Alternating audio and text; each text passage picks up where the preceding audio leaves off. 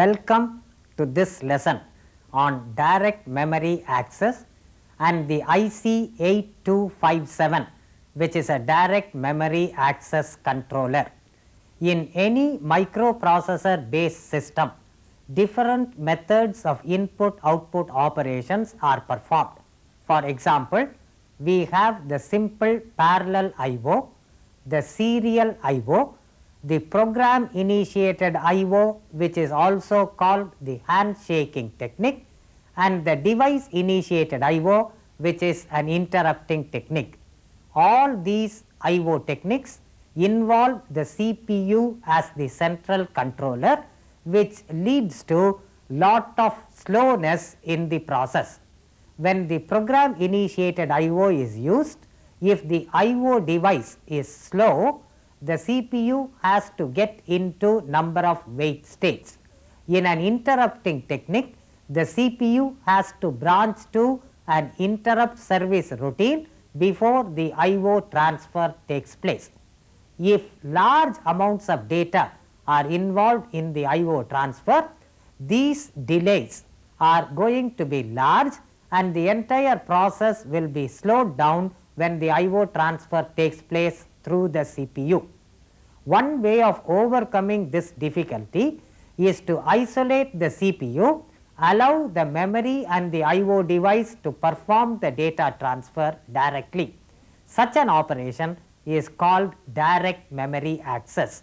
Since the CPU is not involved in direct memory access, it requires a separate controller to perform these operations, and this controller is called the direct memory access controller. The direct memory access could be explained with respect to the diagram that you are going to see right now. In this diagram, you see three switches, one each on the address bus, data bus and the control bus. When direct memory access is not performed, these switches are connected such that the microprocessor is connected to the address bus, data bus and the control bus. When direct memory access is desired, the switches are shifted to the other position where you will see the address bus and the control bus getting connected to the DMA controller, while the data bus gets isolated from the CPU and is connected only between the I/O and the memory. Such a process is direct memory access. The direct memory access controller could normally work in two modes. One is a slave mode where the CPU and the direct memory access controller interact, while the other one is a master mode where the direct memory access controller connects the memory and the input-output device. Whenever a DMA operation is to be performed, the following steps will have to be taken. The I/O device which desires direct memory access indicates its intention by giving a request to the direct memory access controller. Having processed this request, the DMA controller indicates to the CPU through the hold signal the intention for direct memory access. The CPU immediately tristates its address bus, data bus and control bus and responds with a hold acknowledge signal to the DMA controller. Having received the hold acknowledge signal, the DMA controller gives a DMA acknowledge to the peripheral device which requested DMA, and then onwards allows the peripheral device to perform data transfer with respect to the memory without using the CPU. Before DMA operation is initiated, the DMA controller will be in a slave mode with respect to the CPU, when the CPU will indicate the starting address of the memory location from which data memory access could take place, the number of bytes for which DMA transfer is permitted and the nature of the transfer, meaning whether it is a transfer from the peripheral to the memory or a transfer from the memory to the peripheral. In order to do all these things smoothly, a particular type of DMA controller is desired. One such controller which is widely used with most of the microprocessors is the Intel 8257 integrated circuit, which is a DMA controller with a 40-pin dual inline package. Now you will see the block diagram of the Intel 8257.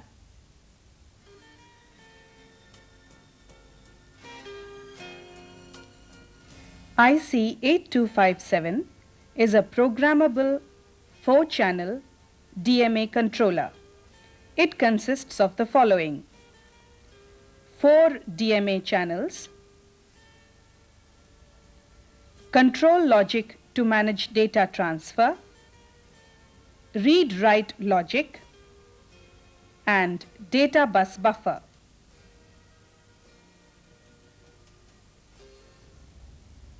As we had seen in the block diagram which was just shown to you, there are 4 channels in the 8257 DMA controller.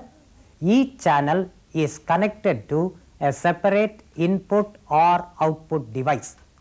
The connection between the peripheral and the controller has got 2 lines, one line called the DMA request line initiating from the peripheral coming to the controller. A second line, which is active low, is a DMA acknowledge signal which goes out from the corresponding channel to the peripheral device. Whenever a device would like to have direct memory access, it indicates its desire by sending a high signal through the DMA request. Each channel has got 2 16-bit registers in itself. One is the channel address register and the second one is the channel count register. These 2 registers are initially loaded by the CPU when the machine is in a slave mode. The address register contains a 16-bit starting address from which direct memory access starts. After every byte transfer, this address register is incremented by 1. The DMA count register, which is also a 16-bit register, contains a 14-bit count number and a 2-bit code indicating the direction of DMA transfer. The maximum number of bytes that could be transferred in one DMA operation is 2 to the power of 14, which is 16k bytes of information. The number of bytes to be transferred is loaded in the lower 14 bits of this count register when the controller was in the slave mode operation. The 2 higher bits, namely bit 14 and bit 15 of this count register, are given a 2-bit code to tell what is the type of DMA transfer that is desired. If both these bits are 0, the DMA transfer is in what is called a verify mode, where there is physically no transfer taking place, but whatever is in the memory is verified by whatever is available with the peripheral. If the 15th bit is 0 and the 14th bit is 1, it involves a write operation, signifying a transfer from the peripheral device into the memory. If the 15th bit is 1 and the 14th bit is 0, it signifies a read operation, which would mean that the transfer is from the memory to the peripheral device. If both the bits 15 and 14 have got a 1 value, we have an illegal combination and the DMA controller will not perform anything under this condition. You will also find that these 4 channels have got a built-in priority. Most of these controllers have got a built-in priority which can be probably violated under certain conditions, but if the priority of the controller is used in 8257, channel 0 has got the highest priority, channel 1 gets the next higher priority, channel 2 comes next and channel 3 has got the least priority. It is possible to have a rotating priority arranged in which the same order is maintained, but the priority starts with that channel next to the priority channel which just finished DMA. We will see this priority rotation at a later stage after we check some of the other words.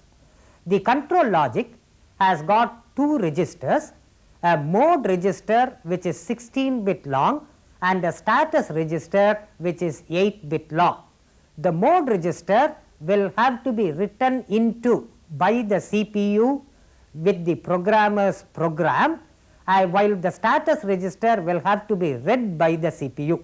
The mode register requires an input operation from the CPU, while the status register requires only an output operation from the CPU. You will now see in the next diagram the formation of the mode word. Bit D0 enables DMA channel 0. Bit D1 enables DMA channel 1. Bit D2 enables DMA channel 2. Bit D3 enables DMA channel 3. Bit D4 enables rotating priority. Bit D5 enables extended write. Bit D6 enables TC stop. Bit D7 enables auto load. As we had just seen in the format of the mode set word, the mode set word written into this control logic performs 5 different things. The first thing is it enables or disables individually each of the 4 channels.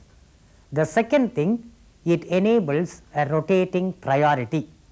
The third thing, it performs what is called an extended write. A fourth thing, it is capable of doing what is called an auto reloading. And the last thing, when the terminal count in the count register becomes 0, it disables automatically the channel which was enabled by way of priority. We will take each bit individually and try and see what is the operation of that bit. Bit D0 enables channel 0, which means if a 1 level is put inside this bit in the mode set register, channel 0 will be enabled to perform DMA operation whenever it gives a request. If on the other hand a 0 is put there, channel 0 will be disabled, which means even if channel 0 requests DMA operation, the DMA controller will not attend to this particular request. The same thing happens to channel 1 if the bit D1 gets a 1 or a 0 value. Channel 2 is enabled or disabled by putting a 0 or a 1 in bit D2. Channel 3 is enabled or disabled by putting a 1 or a 0 in bit D3. So, the lower nibble of the mode set word is only used to enable or disable one out of the 4 channels available in the DMA controller. Bit D4 is used for rotating priority. The rotating priority is such that channel 0 gets the highest priority and channel 3 gets the lowest priority in the normal course, but at any point of time after a particular channel has finished DMA operation, the priority goes to the next channel in the priority order. For example, suppose channel 0 requested DMA operation and has performed this operation successfully till it was disabled because the terminal count becomes 0. You will find that channel 1 will become the highest priority channel, channel 2 will have the next higher priority, channel 3 will get the third priority, and channel 0 will automatically get the lowest priority. Similarly, if at a particular time channel 2 was performing DMA operation and was disabled because the terminal count is 0, the priority when the rotating priority is enabled will become channel 3, channel 0, channel 1, channel 2 in that particular order. This rotating priority is enabled by putting a 1 in bit D4, while a bit 0 in that disables the rotating priority. We also have an extended write facility available in the mode set word, which is done by putting a 1 corresponding to bit D5. An extended write is one where the memory write and the IO write control signals are made available to the memory and the peripheral ahead of time by 1 clock period. Normally, when the control signal gets delayed, the controller gets into a wait state if one of the two devices, either the peripheral or the memory, turns out to be slow acting. One way of overcoming this wait state is to give a memory write and an IO write control signal 1 clock pulse ahead of the operation, so that both the memory and the IO device would know that a write operation is being performed.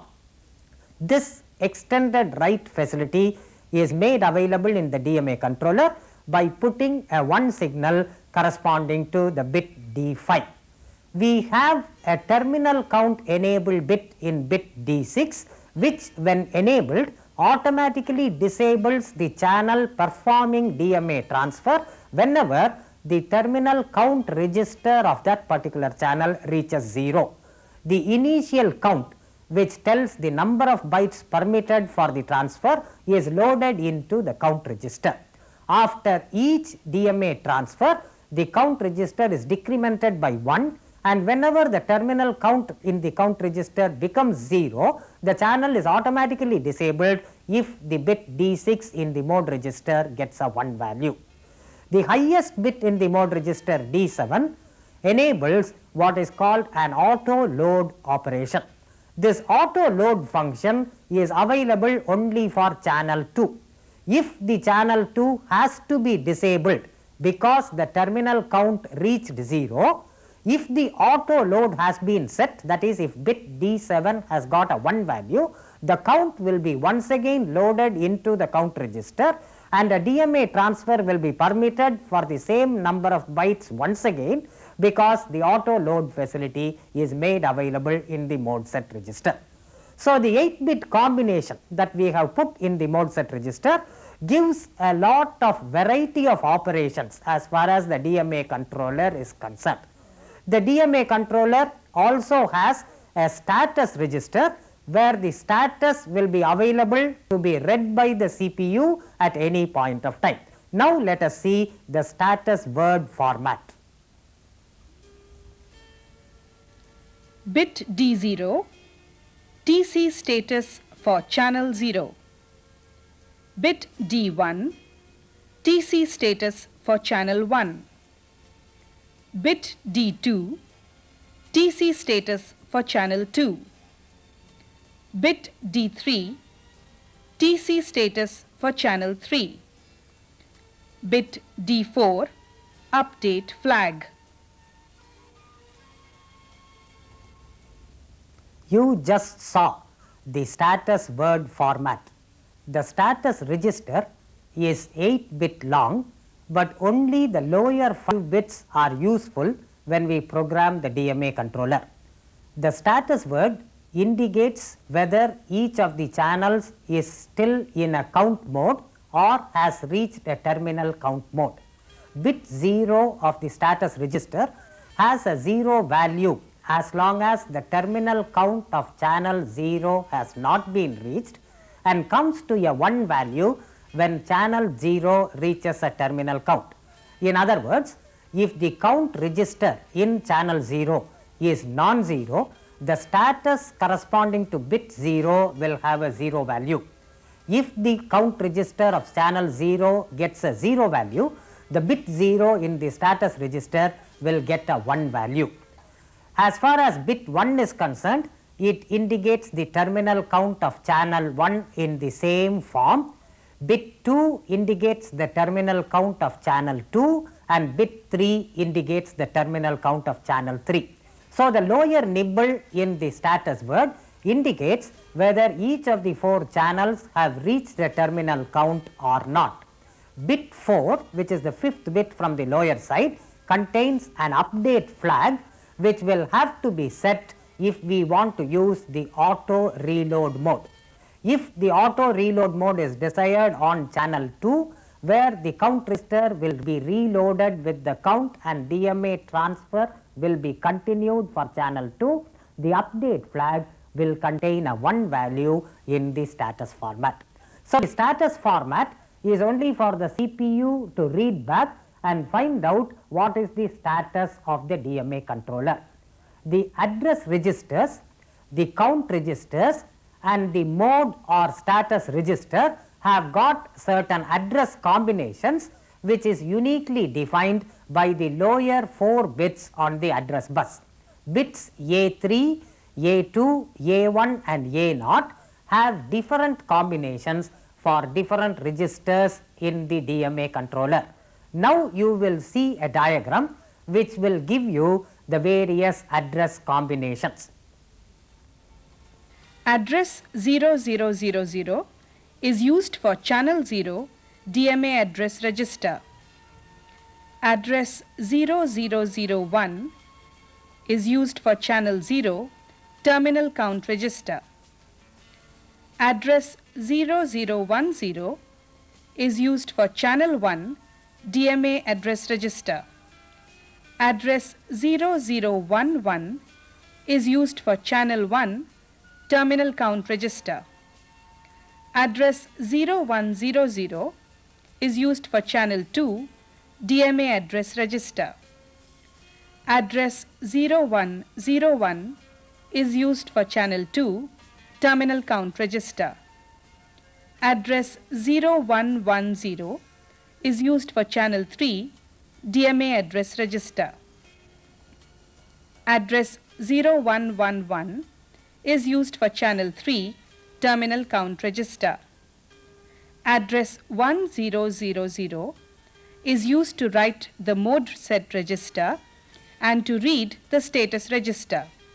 That is, address 1000 along with write control signal enables mode set register and along with read control signal enables status register. Having seen this diagram, you will now see the interfacing arrangement for the various lines in the DMA controller when the DMA controller is working in a slave mode. In this diagram, we have assumed an IO map such that the DMA controller has got its registers addressed from 70 to 7F. Therefore, the DMA controller is selected with the hexadecimal digit 7 corresponding to the address lines on A4, A5, A6 and A7. In other words, if the address on A7 is 0, the address on A6 is 1, A5 is 1, A4 is 1, this particular DMA controller will be selected by the IO map with addresses A3, A2, A1, A0 representing the various registers inside this DMA controller. The IO read and the IO write lines in this diagram are connected to the IO read, IO write control lines on the control bus. The address lines will be varied depending on the software program that the user has to write in order to load the various numbers into the various registers. The lower 4-bit combination for A3, A2, A1, A0 where all 4 are going to be zeros indicates the address register of channel 0. A 0001 on the lower 4 bits indicates the count register of channel 0. A combination 1000 for A3 to A0 is going to indicate the mode register when we are going to output operation into the DMA controller from the CPU. Now, let us assume that we are going to use channel 0 for DMA operation, and we are going to transfer data from an input device into the memory using this channel 0. You will see the software program that the user will have to write in order to achieve this particular DMA operation. Now, referring to this program, you will find the first instruction is move immediate into the accumulator and number 41, and the second instruction is out 78. 78 is the address of the mode register inside the DMA controller which we selected in the previous interface diagram. Now, the bit D0 is made 1 so as to enable the channel 0, and bit D6 is made 1 so as to enable the terminal count stop bit. So, the number 41 just indicates that channel 0 is enabled and the terminal count is enabled, which means channel 0 should stop whenever the count register becomes terminally 0. The next instruction is move immediate A64. 64 is a hexadecimal number standing for the decimal number 100, which indicates that 100 bytes of data are going to be transferred using channel 0. This is outputted into 71. 71 is the address of the terminal count register corresponding to channel 0. The next pair of instructions, move immediate into the accumulator 80, out 71 indicates the most significant byte of the count register to be loaded from the microprocessor using the number 80. The leading 1 in this 80 indicates the direction in which data has to be transferred, while the lower 6 bits do not modify the count number as such. Having loaded the count register, we will have to give the starting address, which we are assuming is 1000 hexadecimally, and we are using 4 instructions: move immediate A00, out 70, move immediate A10, out 70. 1000 is the starting address from which DMA transfer is going to take place in the memory using the peripheral connected to channel 0. So, this program clearly illustrates how the processor is initializing the DMA controller in the slave mode operation. You are now looking at the connection diagram when 8257 is working in a master mode operation. The master mode starts whenever the DMA controller gives a hold signal to the CPU and receives a hold acknowledge from the CPU. Once the master mode operation starts, the data lines D0 to D7 are used to transfer the higher 8 bits of the address lines. In other words, D0 takes the place of A8, D1 gets A9 and so on till D7 finds itself holding the A15 control signal.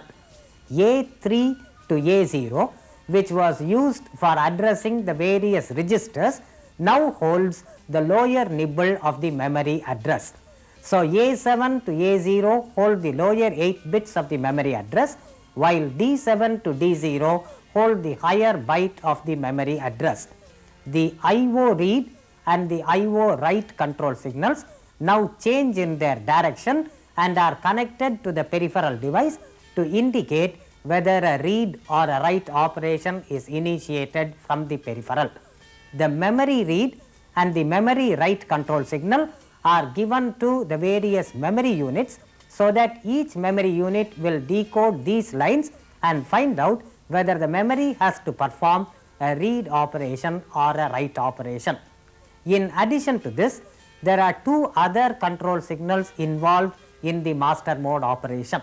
One control signal is called the AEN or the address enable control signal, which is active whenever the 16-bit memory address is on the lines A0 to A7 and D0 to D7 of the DMA controller.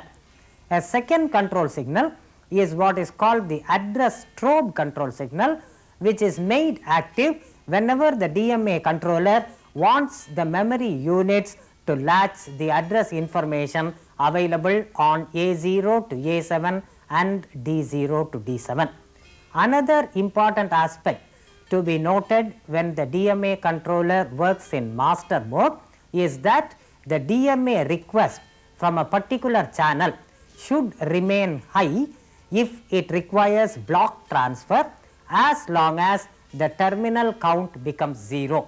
If on the other hand the DMA request becomes inactive when the acknowledge is given to the channel, the transfer will stop with a single byte of information.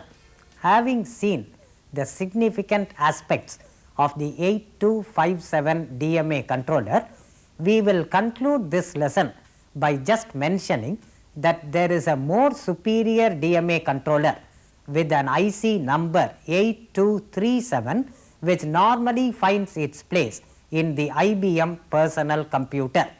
The main difference between the 8257 and the 8237 is that the 8237 has got a 16-bit count register, which enables a total count of 64K, thereby permitting a block transfer of 64K bytes of information. 8257 on the other hand has got only a 14-bit count, which means one channel at one point of time will be able to transfer only a maximum of 16 kilobytes of information. We hope you enjoyed this lesson and will cherish the memories of this classroom in the days to come. Thank you.